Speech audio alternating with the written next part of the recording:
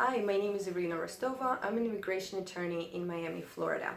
Today we will discuss the return of the investment in EB-5 projects. Now, keep in mind that every single project is completely different and every single project is run by private entities, meaning the government does not guarantee the return of the investment. So you have to approach each project the way you do any other investment. You have to do your due diligence. You have to study in that particular project what the options are, what it serves as a collateral for your investment, and how you will get your money back. A typical EB-5 project structure is a credit. So the investors all join into one limited partnership and they issue a credit to the developer.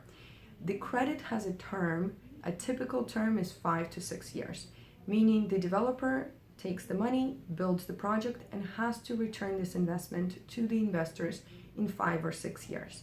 Usually the credit is collateralized with the building, meaning if the developer cannot return the investment in 5 to 6 years, or whatever the contract term is, the investors will have the right to foreclose on the building, sell it, and return their money.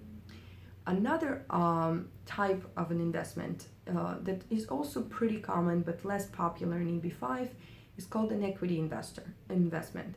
That's when investors actually come in as equity investors, meaning they own a percentage of the project. The percentage is usually very small, 0.5%, 1%, or whatever is proportionate to the entire project. There's good and bad aspects to being an equity investor.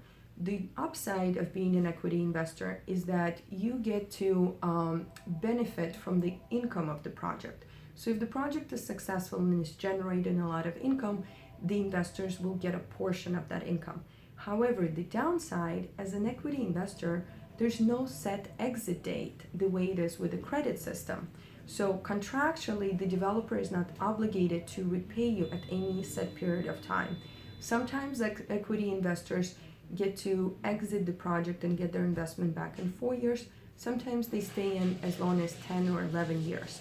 It just depends on when this developer is able to sell the project or to refinance and buy out the investors.